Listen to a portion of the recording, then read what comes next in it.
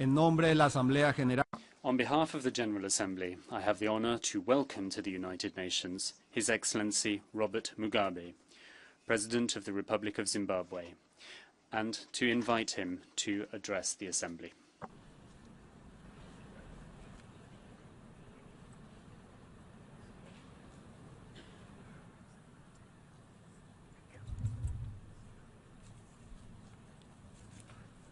Your Excellency, Mr. Morgens Lickenthoff, President of the 70th session of the General Assembly, Your Majesties, Excellencies, Heads of State and Government, Your Excellency, Mr. Ban Ki-moon, Secretary General of the United Nations, distinguished delegates, ladies and gentlemen, comrades and friends.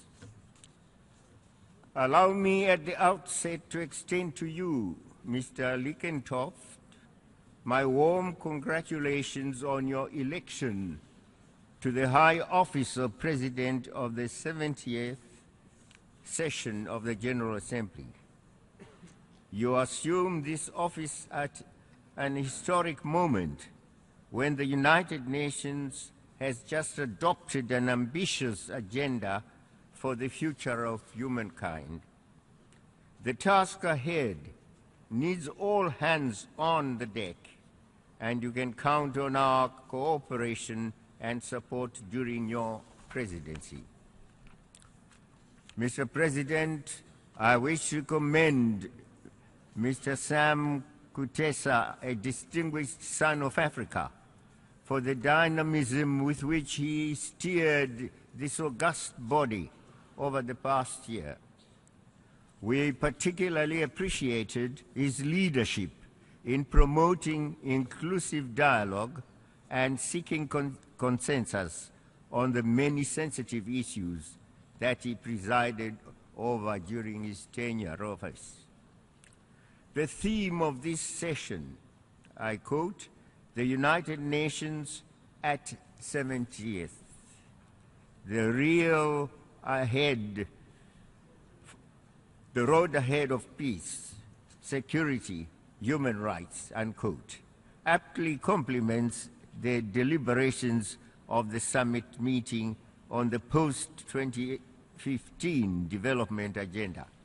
It is our expectation that the United Nations will draw from its 7 decades-long experiences to give birth to a new era of peace, equality, and justice, a new era that recognizes and fosters the commonality of our common fate through renewed international cooperation and solidarity. Mr. President, the African Union welcomes the priorities you have proposed, for they are in tandem with our own developmental plan, the Agenda 2063, which recognizes the intrinsic and inextricable linkages between peace, security, development, and the full realization of human rights. The African Union Constitutive Act recognizes that while peace and security are imperative for our progress, conflict is a major impediment to the socio-economic advancement and integration of the continent. Consequently, the Common African Position on the post-2015 development agenda designates peace and security as one of its 6 key pillars and the top priority for us. The prevalence of peace not only creates conducive conditions for development, but also ensures that the maximum possible resource can be dedicated to development programs and projects. We welcome and encourage the continued cooperation between the United Nations and the African Union, principally through the latter's Peace and Security Council, in advancing peace and security in Africa. Mr. President, in January this year, the leaders of the African Union adopted Agenda 2063 as our continent's plan to accelerate deepened economic integration of our countries and regions.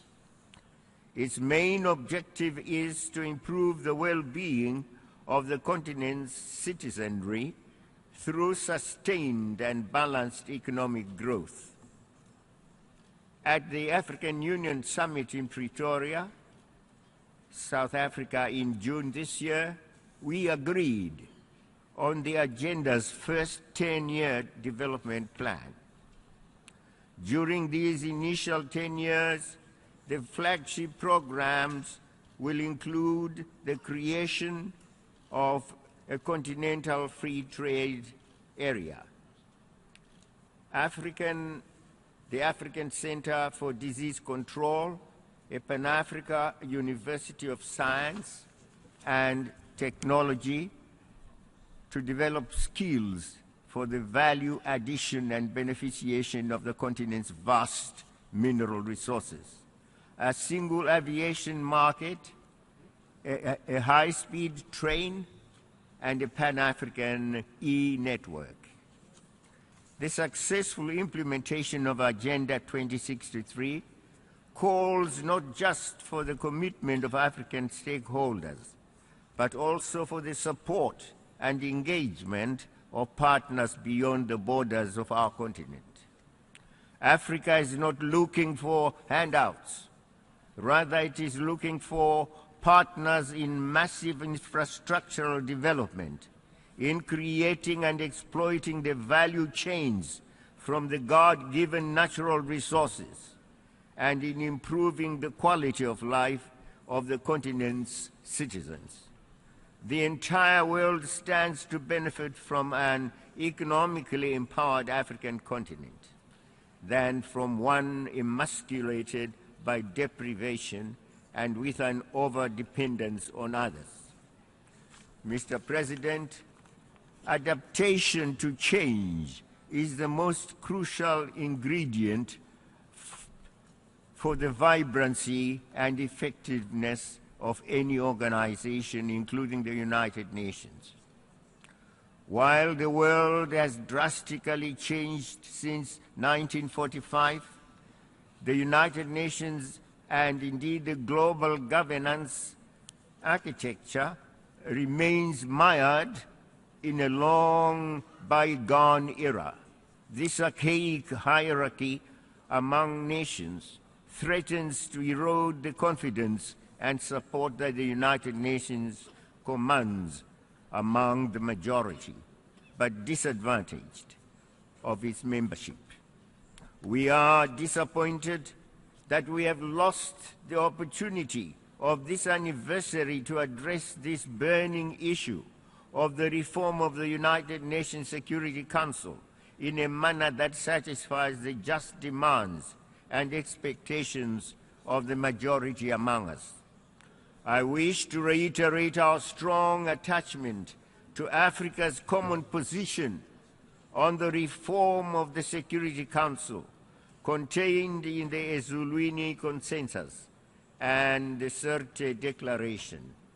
I call on all genuine friends of Africa and all those who value justice, fairness, and democracy to support Africa's just and reasonable proposals.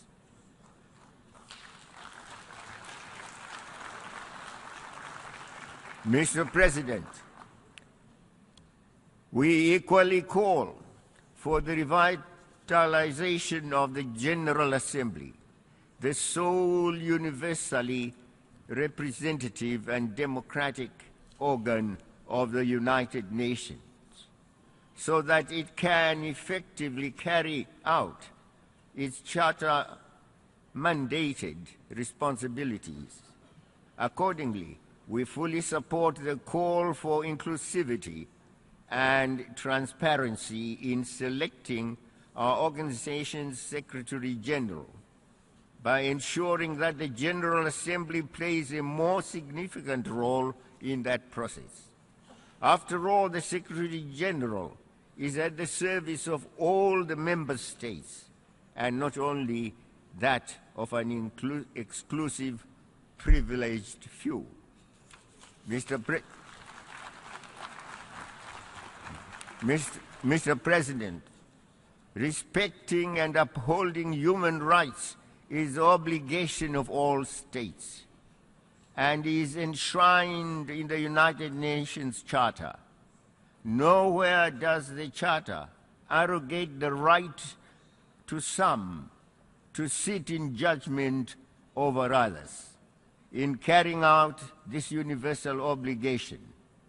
In that regard, we reject the politicization of this important issue and the application of double standards to victimize those who dare think and act independently of the self-anointed prefects of our time.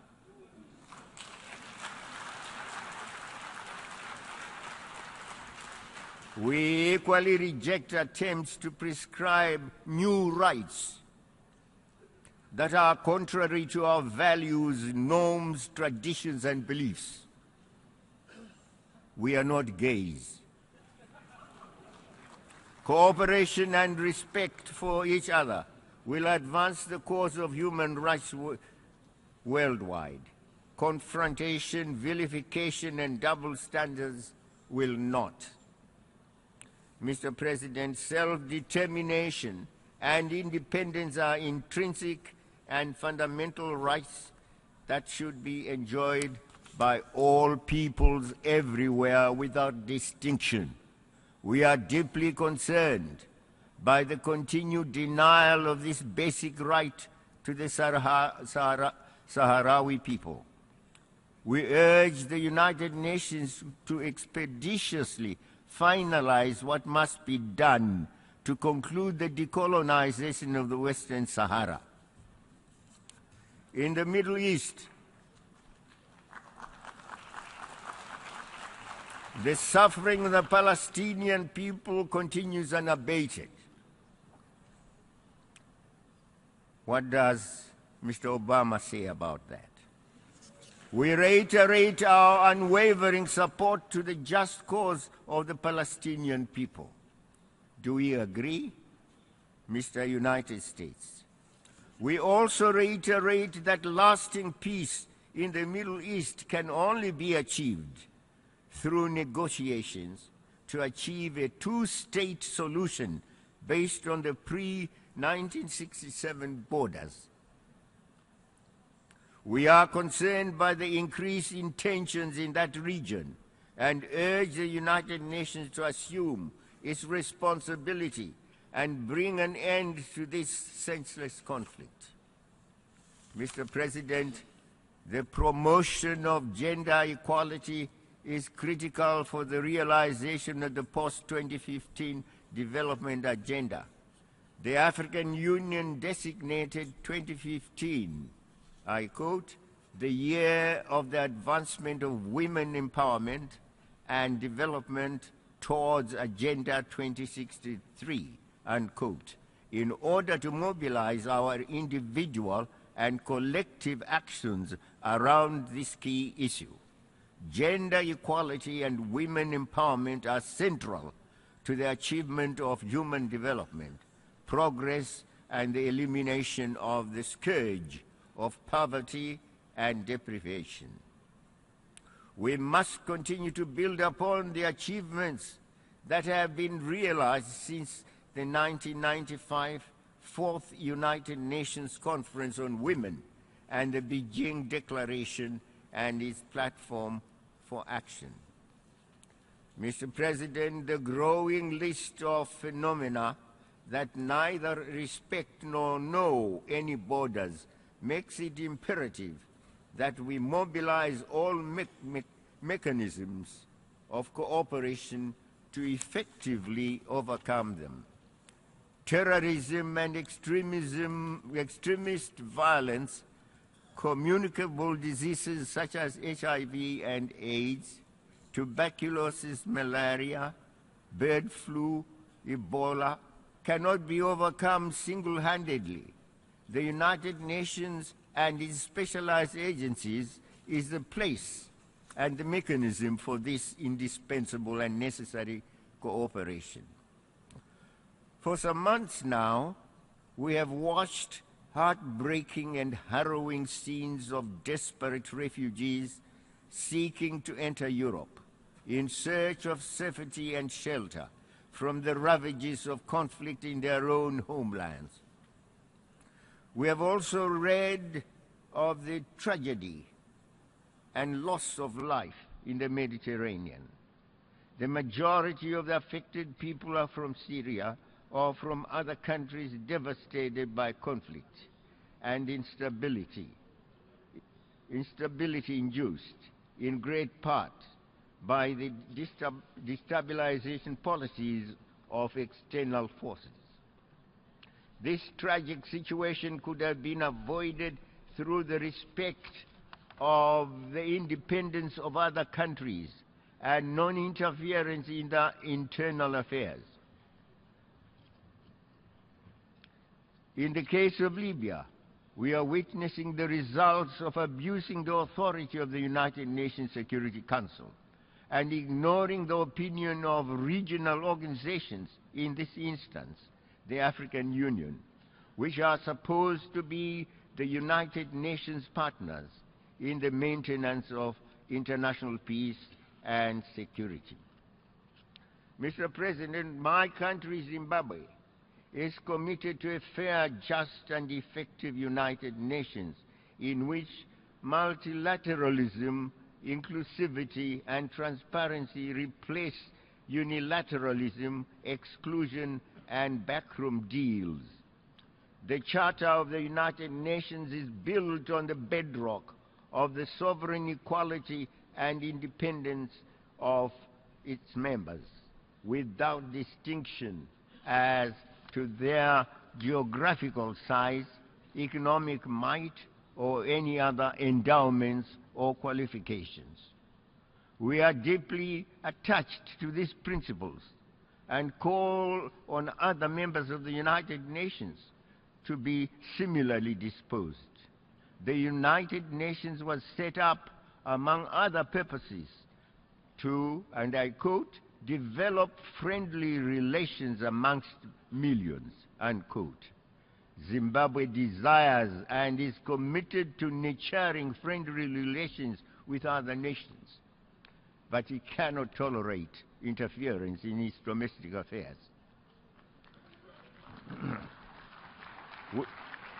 We invite other countries with which we may have differences, including the United States and the NATO powers. We invite them, if they have differences of whatever nature with us, to eschew threats, pressures, and punitive actions in favor of reconciliation, friendship, and dialogue. I therefore denounce in the strongest terms the illegal sanctions that are imposed on my country by the European Union and the USA, and call for their immediate and unconditional removal. We don't know what wrong we have done to the United States, and can it leave us free and independent to do our own thing, please? Once more, I put it on record that my country is desirous to live in harmony with all countries, big and small. We have peace in Zimbabwe just now. We don't want war. We don't want interference. We don't want to hear of regime change at all.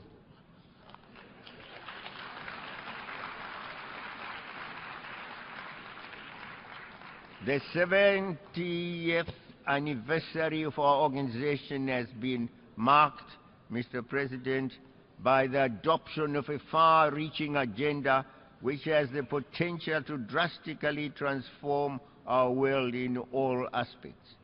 We are under no illusion about the challenges that lie ahead, but we are not discouraged either. Humankind has, over the epochs, demonstrated an immense tenacity in overcoming inertia and resistance to change. Now is our time to leave our own positive mark in the history of human development and interaction. Posterity, I repeat, expects no less from us. I thank you.